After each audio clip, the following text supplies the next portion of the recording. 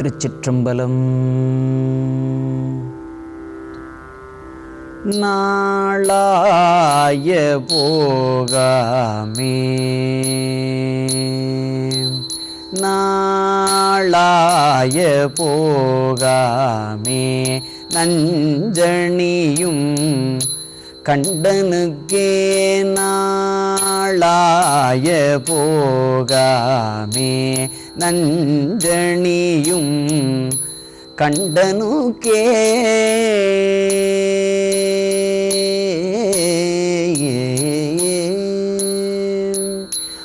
ஆளாய அன்பு செய்வோம்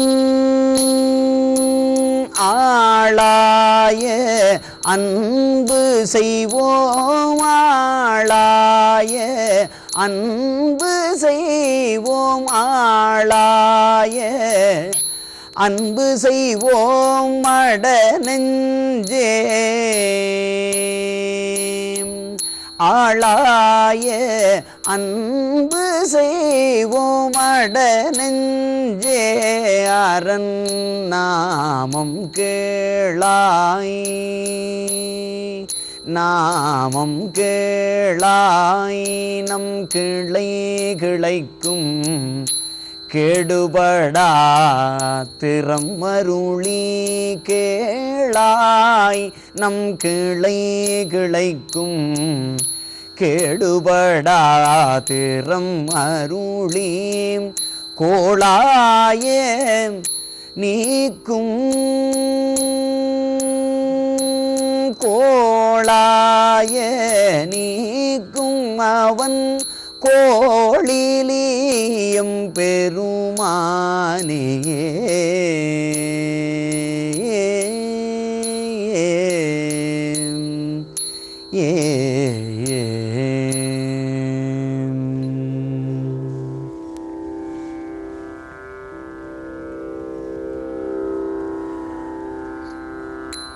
சொற்றுனை வேதியன் சோதிவானவன்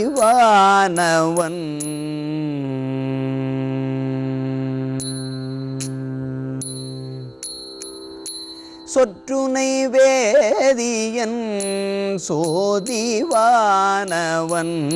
பொற்றுனை தேருந்தடி பொருந்த கை தொழ சொற்றுனை வேதியன் சோதிவானவன் பொற்றுனை தேருந்தடி பொருந்த கை தொழ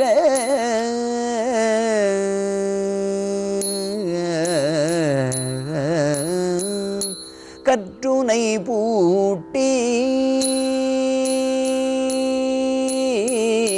கற்றுனை பூட்டி ஓர் கடலில் பாய்ச்சினும் கற்றுனை பூட்டி ஓர் கடலில் பாய்ச்சினும் நற்றுணையாவது நமச்சிவாயவே கற்றுனை பூட்டி ஓர் கடலில் பாய்ச்சினும் நற்றுணையாவது நமச்சிவாயவே நற்றுணையாவது நமச்சிவாயவே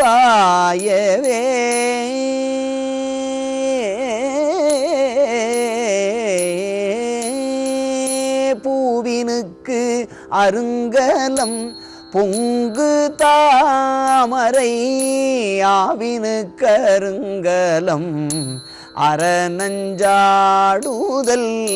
கோவினு கருங்கலம் கோட்டம் இல்லது நாவினுக்கு அருங்கலம் நமச்சிவாயவே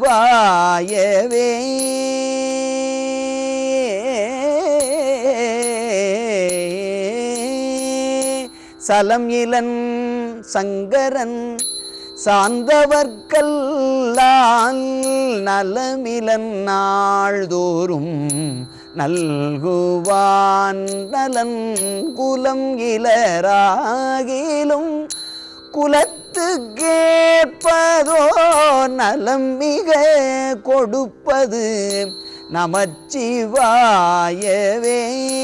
இல்லக விளக்கது இருள் கெடுப்பது சொல்லக விளக்கது சோதி உள்ளது இல்லக விளக்கது இருள் கெடுப்பது சொல்லக விளக்கது சோதி உள்ளது பல்லக விளக்கது பலரும் காண்பது நல்லக விளக்கது நமச்சிவாயவே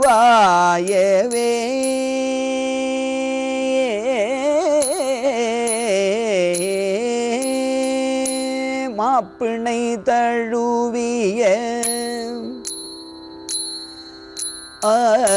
மாப்பிணை தழுவிய மாதோர் பாகத்தன் பூப்பிணை திருந்தடி பொருந்த கைதொழ மாப்பிணை தழுவிய மாதோர் பாகத்தன் பூப்பிணை திருந்தடி பொருந்த கைதொழ நாப்பிணை தழுவிய நமச்சிவாய பத்து நாப்பிணை தழுவிய நமச்சிவாய பத்து ஏத்தவல்லார் தமக்கு இடுக்கண் இல்லையே நாப்பிணை தழுவிய நமச்சிவாய பத்து ஏத்தவல்லார் தமக்கு இடுக்கண்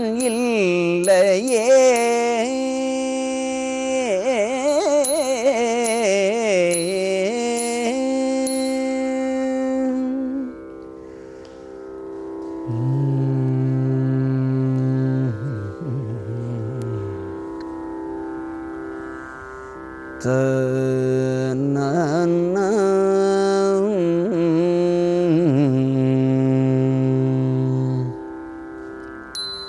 மறையானை மாசிலா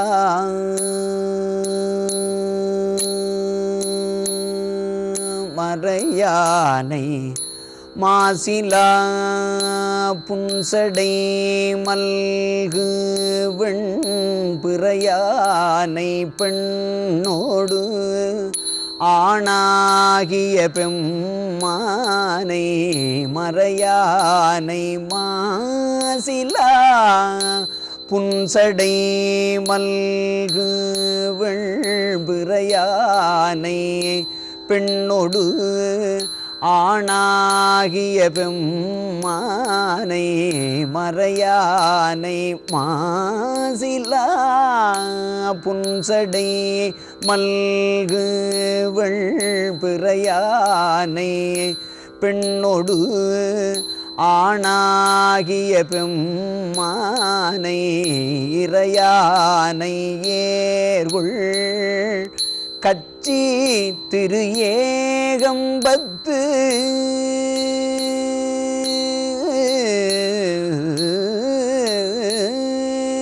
இறையானை ஏர்கொள் கச்சி திரு ஏகம்பத்து இறையானை ஏர்கொள் கச்சி திரு ஏகம்பத்து உறைவானை அல்லது உள்காதனது உள்ளமே ஏ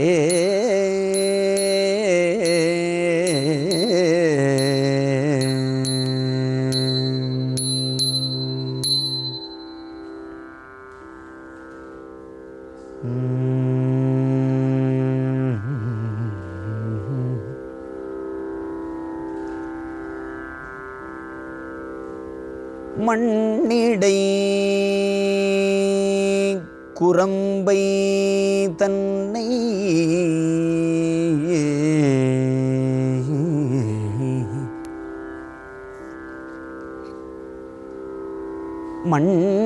மண்ணிடை குரம்பை தன்னை மதித்து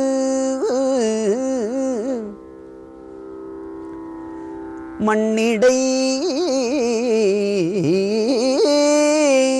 குரம்பை தன்னை மதித்து நீர் மையலைதில்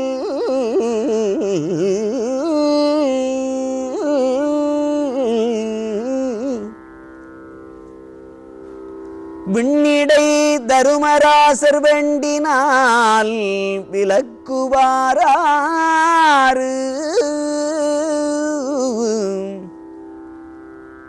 மண்ணிடை குரம்பை தன்னை மதித்து நீர் மையல் எய்தில்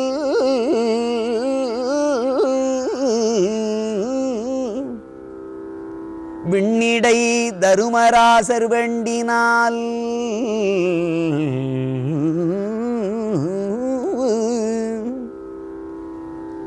விண்ணிடை தருமராசர் வேண்டினால் விலக்குவாரார் பன்னிடை சுவைகள் பாடி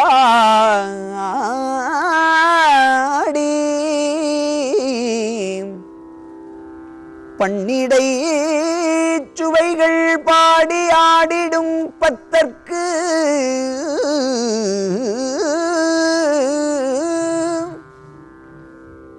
என்றும் கண்ணிடை மணியரு போலும் கடவுர் வீரட்டனாரே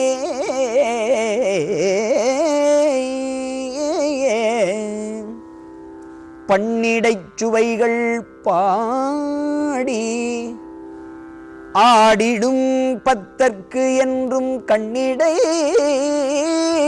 மணியர் போலும் கடவுர் வீரட்டனாரே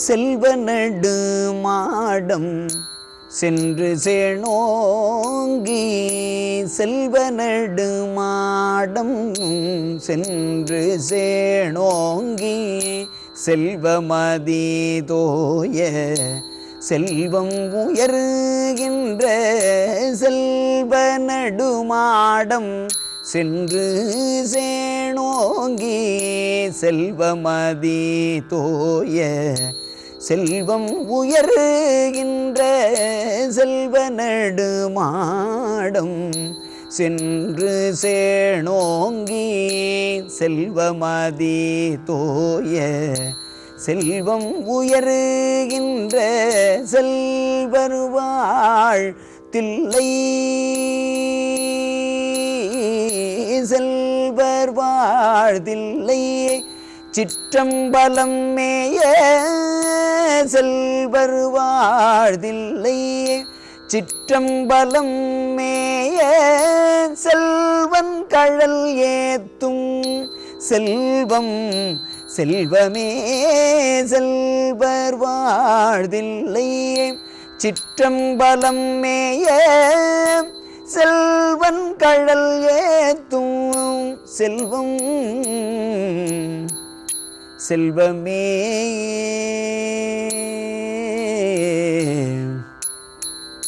செல்வன் கழல் ஏத்தும் செல்வம் செல்வமே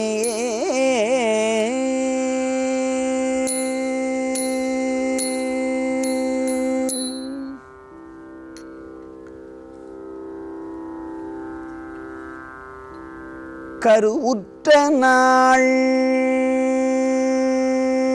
முதலாக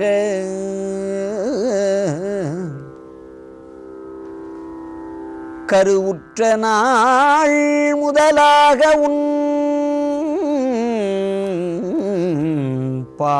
பாதமே காண்பதற்கு உருகிற்று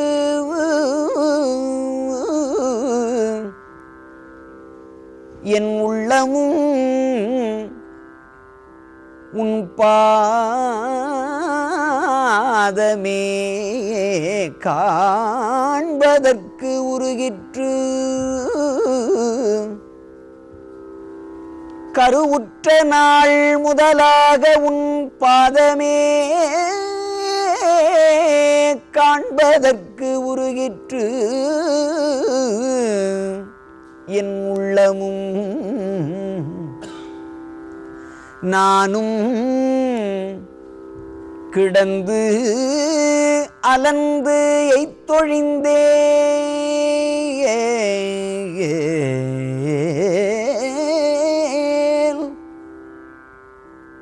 என் உள்ளமும் நானும்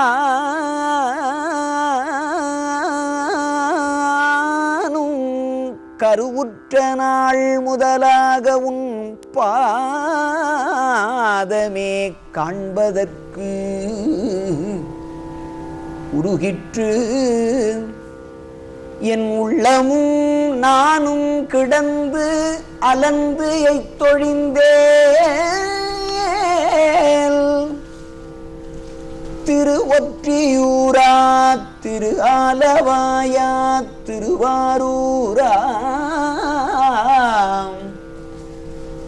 ஒரு பற்றிலாமையும் கண்டு இறங்காய்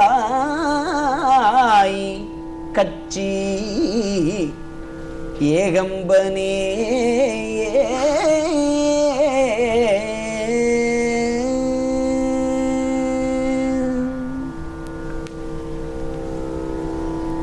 நேயர்களுக்கு அருமையான ஒரு இசை விருந்து நம்முடைய அருமை ஓதுவாமூர்த்திகள் சர்க்குருநாதன் அவர்களாலே வழங்கப்பட்டது. மிக வேகமாக கடிகார முட்கள் நகர்ந்து கொண்டிருக்கிற அற்புதத்தை, ஆச்சரியத்தை நாங்கள் உணர்கிறோம். சற்று முன்தான் தொடங்கியது போல் இருப்பதற்குள் நேரம் வெகு தூரத்திற்கு ஓடிவிட்டிருக்கிறது. ஆனால் கேள்விகளோ இன்னும் குறைந்த பாடில்லை. எனவே விரைந்து எல்லா நேயர்களுடைய கேள்விகளுக்கும் பதில் சொல்வது, முடிந்தவரை 1-2 கேள்விகளுக்காவது விடை தருவது இந்த சிவராத்திரி திருநாளில் அவர்களுக்கு பொதுகி தருகிற பரிசாக அமையும் என்கிற காரணத்தால் அந்த வினாக்களுக்கு கிடைத்திருக்கிற நேரத்திற்குள்ளே அறிஞர் குழுவைச் சேர்ந்தவர்கள் விடை தருவது என்று தீர்மானித்திருக்கிறோம். திரு பாஸ்கர் அவர்களே, அடுத்து வருகிற வினாக்களை நீங்கள் வரிசையாக ஒன்றன் பின் ஒன்றாக கேட்கலாம். அறிஞர் குழாம் அதற்கு விடை சொல்ல காத்திருக்கிறது. ரொம்ப மகிழ்ச்சி ஐயா. சொல்லுங்க. அதே நம்ம CN கோபிநாத்ங்கிற ஒரு நேயர் தான் கேட்டிருக்காரு. சிவ உருவ வழிபாடை விட லிங்க வழிபாடு ஏன் பரவலாக காணப்படுகிறது? அதை பற்றி உங்களோட விளக்கங்கள் என்னென்ன? இல்லை, எளிமையான வழிபாடு, அதாவது வழிபாடு சைவ வழிபாட்டில் 3 முறை உண்டு. அதாவது உருவமே இல்லாத நிலையில் வழிபடுவது என்பது அது ஞானிகளுக்குத்தான் வாய்க்கும். அதற்கு அருவ நிலைன்னு பேர். அந்த மாதிரி இருக்கிறவர்கள் தான் அந்த கோயிலில் இருக்கிற திருமேனிகளை பார்த்து கிண்டல் பண்ணுவாங்க. நட்டகல்லை தெய்வம் என்று 4 புட்பம் சாத்தியே சுத்தி வந்து மொணமொணன்னு சொல்லு மந்திரம் ஏதாடா, நட்டகல்லும் பேசுமோன்னு இவ்வளோ தூரம் நாத்திகன் மாதிரி பேசிட்டு முடிக்கிறப்ப நாதன் உள்ளிருக்கையில் அவன். அப்போ மனசுக்குள்ளே இறைவனை கொண்டு வந்துட்டோம்னா புற வழிபாடு வேண்டாம் அப்படின்னு. அதுக்கு அருவ நிலைன்னு பேர். இன்னொன்று, நம்ம மாதிரியே கை காலோட அப்பா அம்மாவா கணவன் மனைவியா குழந்தைய நடுப்புற வச்சுக்கிட்டு சோமஸ்கந்தரா சந்திரசேகரரா ஐயா சொன்னாங்க இல்லையா, அது மாதிரி இருந்தால் அது உருவம், நம்ம மாதிரியே உருவம். கைகள் கொஞ்சம் மாறுபடும். நம்ம அது 25 சிவமூர்த்தம் 64. இந்த ரெண்டுக்கும் இடைப்பட்ட அது ஒரு மிகப்பெரிய கருத்துரு. அதாவது சைவத்தினுடைய மிக உன்னதங்களில் ஒன்று சிவலிங்க வடிவில் பெருமானை வழிபடுவதுன்னு கண்டதற்கே அது ஒரு பெரியது. அதுக்கு யாருமே விளக்கம் சொல்லவே இல்லை. சேக்கிழார் பெருமான் தான் வேறொரு இடத்தில் அதுக்கு விளக்கம் சொல்கிறார். காணாத அறிவினுக்கும் உருவினுக்கும் காரணமாம் நீள் நாகம் அணிந்தாக்கு நிகழ் குறியாம் சிவலிங்கம். அது ஒரு உருவமா? இல்லை. உருவமே இல்லையானா இல்லவும் இல்லை. அப்போ ஒரு உருவமும் இல்லை, ஆனால் ஒன்றும் இல்லாமலும் இல்லை. அப்படின்னா என்ன அர்த்தம்?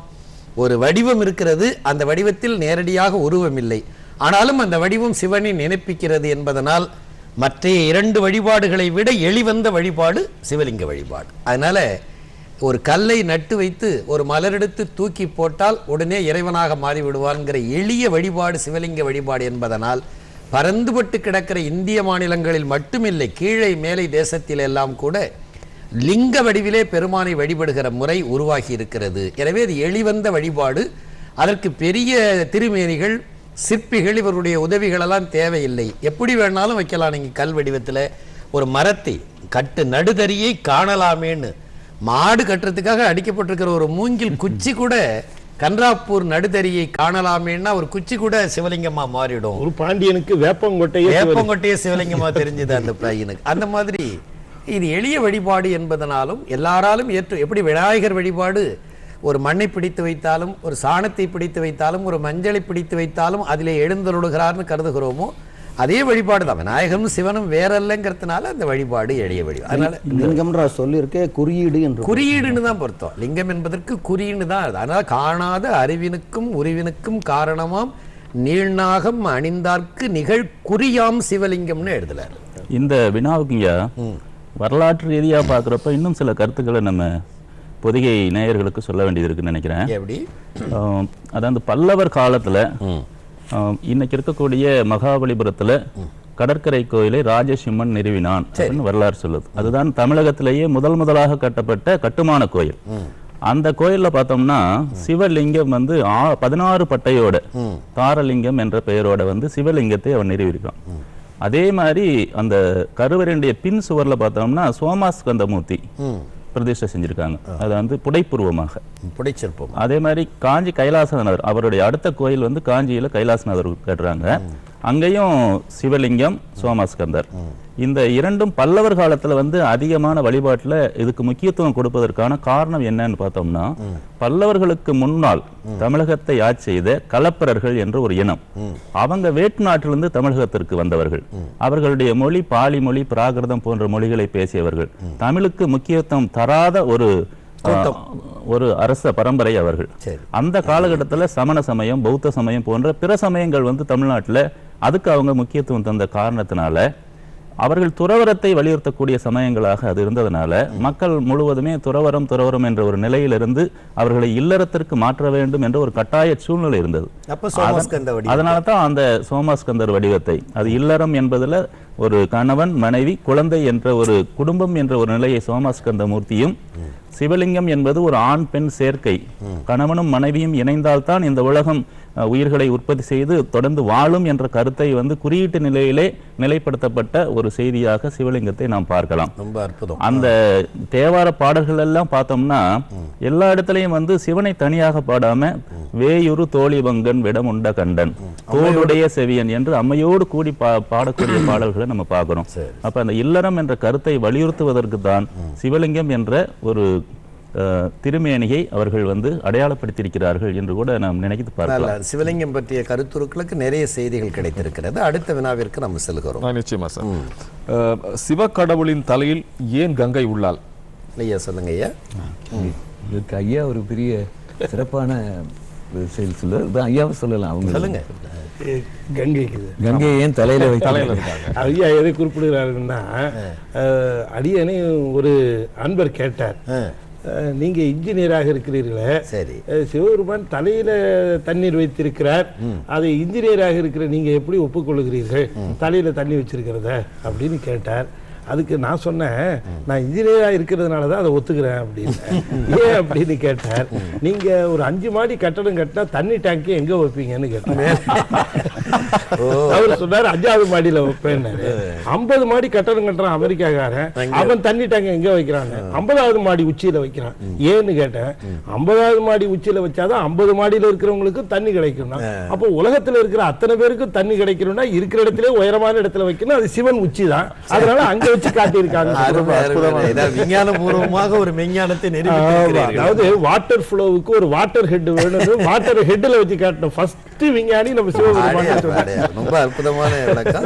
வானத்திலிருந்து புறப்பட்டு பெருக்கெடுத்து வந்ததாகிய கங்கை பகீரதனை மகிழ்விப்பதற்காக வந்த பொழுது, இன்னைக்கு நீங்க வடபுலத்துல ஹரித்வார் பகுதியில எல்லாம் போனீங்கன்னா கங்கையினுடைய பிரவாகம் பயத்தை தரும்.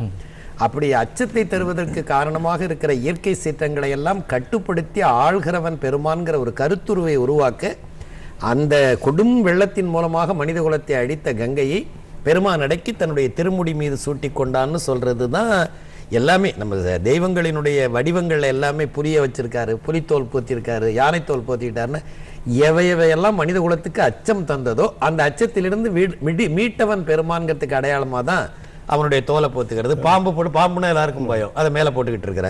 சுடுகாடுன்னா அவனுக்கும் பயம், அதனால சுடுகாட்டில் இருக்கிறாரு.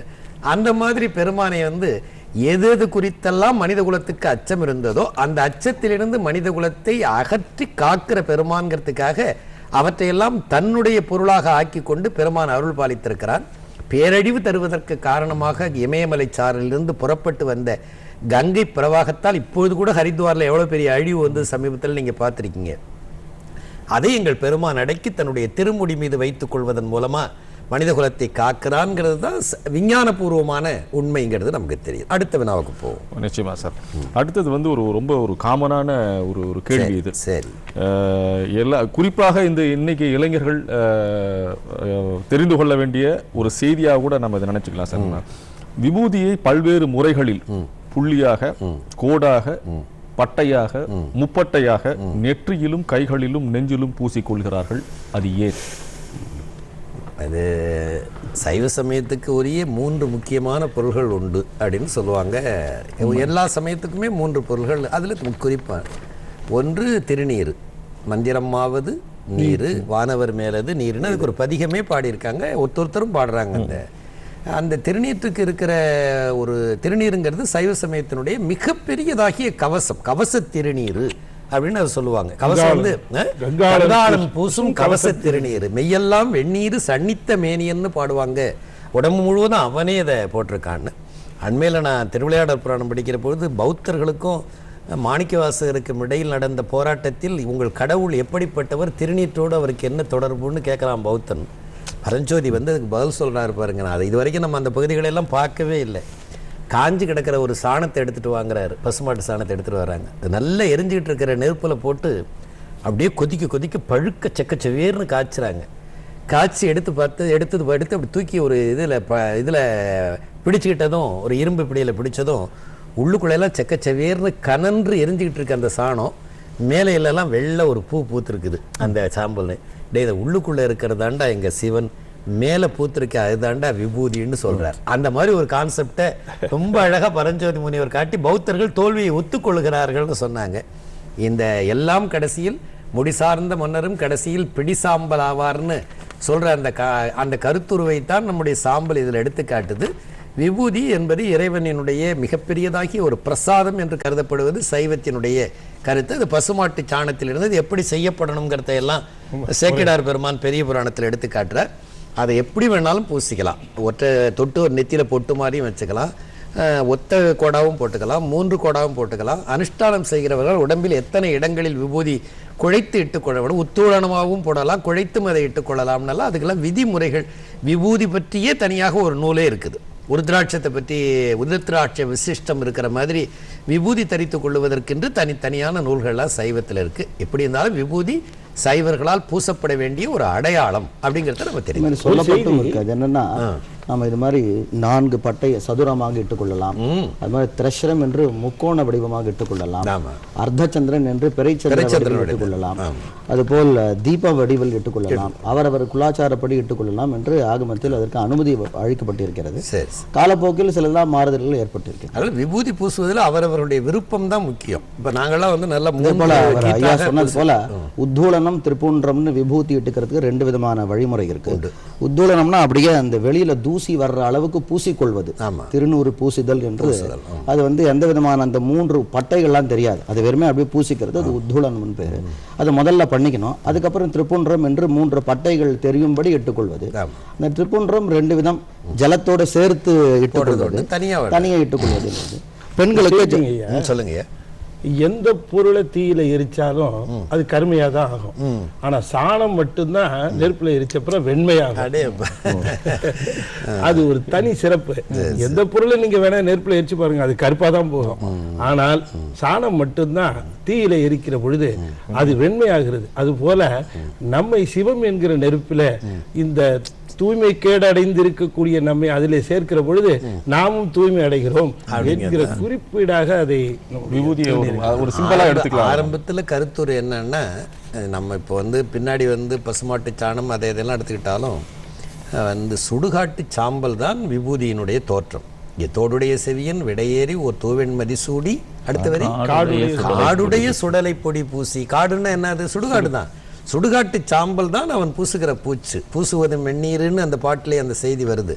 அதனால திருநீர் அதை நம்ம என்ன பண்ணிக்கிட்டோம்னா எல்லாம் முடிந்த பிறகு கடைசியில் ஒரு உருப்படி சாம்பலாக போய்விடுங்கிறத ஒரு நொடியிலும் மனிதகுலம் உணர வேணும் அப்படிங்கிறதுக்காக அதை ஒரு அடையாளமாக நிலையாமையை தெரிந்து கொள்வதற்காக. அதனால் அதுக்கு அப்புறம் வளர்ச்சி பெற்றதுக்கு முன்னில அதுக்கு புது விதமான அர்த்தங்கள் எல்லாம் சொல்லி அது எப்படி வேறு எல்லாரும் சுடுகாட்டு சாம்பலை பூசிக்க முடியாதுங்கிறதுனால வேறு விபூதிகளை தயாரித்தோம். ஆனாலும் சைவம் என்பதற்கு ஒரு அடையாளம், உருத்திராக்கம், அடுத்தாற் போல இந்த விபூதி, அடுத்தாற் போல நமசிவாய் என்கிற 5 எழுத்து. இந்த 3 சைவத்தினுடைய உயிர்நாடி கோட்பாடு. அடுத்தது அடுத்த கேள்வி விபூதியை பெண்கள் பூசிக்கொள்வது தவறா சரியா, எப்படி என்று விளக்கவும் சொல்லுங்க. அது எப்படி இந்த விபூதி கேள்வியே ஆண் பெண்கிற கேட்டகரி வந்தது எல்லாருக்கும் உரியது. அது முப்போதும் திருமேனி தீண்டுவார்க்கடியேன்னு சொல்லுகிறதுல முழுநீர் பூசிய முனிவர்க்கும் அடியேன்னு சொல்லுகிற திருநீர் எல்லா விதமான பாவங்களையும் தீட்டுகளையும் நீக்கக்கூடிய ஒன்று. அதனால தான் திருநீற்றுக்காக ஒரு பதிகமே செய்திருக்கிறாங்க. ஐயா குறிப்பிட்டது போல மந்திரமாவது நீர் என்று குறிப்பிட்டிருக்கிறார்கள். இந்த திருநீர் என்று சொல்லுவது சாதனங்கள்ல நம்ம ஐயா குறிப்பிட்டது போல 3 சாதனங்கள்ல ரொம்ப எளிமையான சாதனமாக கருதப்படுகிறது திருநீர். அதற்கு சமானமாக சொல்லப்படுவது நமச்சிவாயங்கிற மந்திரம். திருநீரை பூசிக்கொள்வதில் அது பேரு விபூதி என்று அவர்கள் குறிப்பிட்டார். பூதினா செல்வம், விபூதி வி என்று போட்டோம்னா இதுக்கு மேல செல்வம் இல்லை, அப்படிப்பட்ட ஒரு செல்வமாக கருதப்படுகிறது. இந்த செல்வத்தை ஏன் பெண்களுக்கு மறுக்கணும்? எல்லாத்துக்கும் பொதுதானே செல்வம்னா. அது மங்கையர்க்கரசியார் முதலிலே மார்பிலே அணிந்து கொண்டார்களாம் அந்த விபூதியை. ஏன்னா பாண்டிய மன்னன் பார்த்தா அவனுக்கு தீட்டு கண்டு முட்டு வந்து விடுவேன் என்பதற்காக. பிறகு பாண்டிய மன்னன் இண்டசீர் நெடுமாறனாக ஆன பிறகு அதை நெற்றியிலே அணிந்து கொண்டார்கள் என்கிற செய்தியெல்லாம் நாம் பார்க்கிறோம். ஆக இந்த திருநீர் அணிந்து கொள்வது மட்டுமில்லை, ஒரு நல்ல சைவ நெறியில் நின்று பெருமானை வழிபடுகிற ஒரு பெண்ணுக்கு உலகத்தார் பார்வையில் அவள் வாழ்விழந்தவள் போல் காணப்பட்டாலும் சிவனுடைய திருவடிகளில் பத்திமை இருந்தால் மாற்று சமயத்திலிருந்து ஒருவரை சைவ சமயத்திற்கு கொண்டு வருவதற்கு ஒரு மடாதிபதி போல் திருநீர் கொடுத்து அவர்களை நம் சமயத்திற்கு கூப்பிடுகிற உரிமை பெண்ணுக்கு உண்டுன்னு திருவாளன் திருநீர் திலகவதியார் அளிப்ப பெருவாழ்வு வந்தது என்று வாங்கி பூசிக்கொண்டு திருநாவுக்கரசர் திருவதிகை கோயிலுக்குள்ளே உள்ளே போனார்னா என்ன அர்த்தம்னா, ஒரு மகா சன்னிதானங்கள் தான் என்ன பண்ண முடியும் மடங்கள்ல, என்ன அவங்க தான் திருநீர் கொடுத்து தீட்சை கொடுத்து வேற சமயத்திலேருந்து நம்ம சமயத்துக்கு அதை ஒரு பெண்ணுக்கே தந்த பெருமை உடையது நம்முடைய சைவ சமயம்ங்கிறது திலகவதியார் வாழ்க்கையில. உலகத்தார் பார்வையில் அவர்கள் ஒரு வாழ்க்கை அவர்களுக்கு அமையல இருந்தா கூட சிவனுடைய திருவடிகளில் பத்திமையுடைய எந்த ஒரு பெண்ணுக்கும் எவனையும் சைவத்திற்கு கொண்டு வருகிற உரிமை உண்டு. அவர் கையாலே பெறுகிற திருநீர் தாய் கையால் பெறுகிற திருநீற்றுக்கு சமம்னு தான் நம்முடைய சைவம் சொல்லுகிறது. மகிழ்ச்சியா. நம்ம அடுத்த கேள்விக்கு போயிடலாங்களா? ஓகே. இது ஸ்ரீதரன் மின்னஞ்சல் மூலமா கேட்டிருக்காங்க.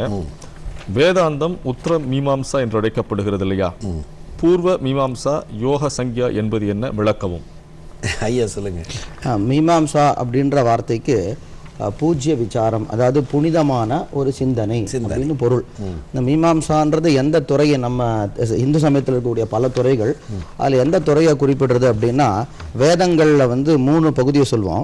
அதுல ஒரு பகுதி மந்திர பகுதி, 2வது பகுதி பிராமண பகுதி என்று குறிப்பிடுவார்கள். பிராமணன் என்றால் எந்த யாகங்களை எல்லாம் எவ்வாறு செய்ய வேண்டும் என்று குறிப்பிடக்கூடிய பகுதிகளுக்கு பிராமணம் என்று பெயர்.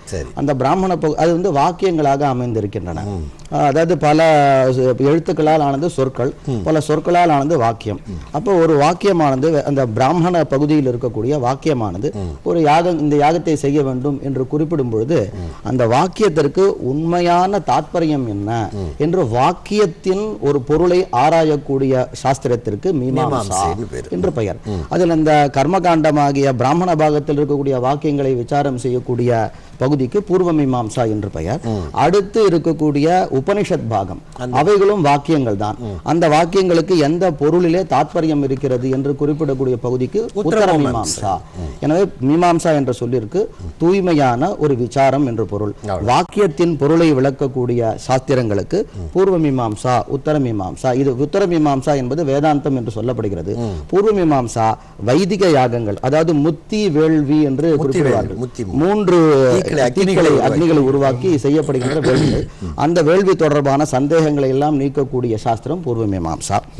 இது பூர்வபக்ஷம் போன்றும், அந்த பூர்வ மீமாம்சா என்றது பூர்வபக்ஷம் போன்றும், உத்தர மீமாம்சா என்பது சித்தாந்தம் போன்றும் வேதாந்திகள் அதை அவ்வாறு குறிப்பிடுவார்கள். இது அவர்களின் மரபு. அடுத்து யோகம் என்பது அஷ்டாங்க யோகம் என்று பதஞ்சலி முனிவரால் ஆரம்பிக்கப்பட்டது. அது 8 விதமான அங்கங்களை கொண்டது. யோகம் என்பது யம, நியம, ஆசன, பிராணாயாம, பிரத்யாகார, தாரணா, தியான, சமாதி என்று 8 விதமான அங்கங்களை குறிப்பிடுவார்கள். இந்த 8 விதமான அங்கங்களின் மூலமாகவே சமாதி 7 விதமான அங்கங்களை கொண்டு 8வது நிலையை அடைவது என்பது யோக சாஸ்திரத்தின் ஒரு அடிப்படை. சாங்கியம் என்பது கபிலர் என்ற முனிவரால் ஆரம்பிக்கப்பட்டது. அந்த சாங்கியத்தில் 2 தத்துவங்கள், சைவத்தில் 36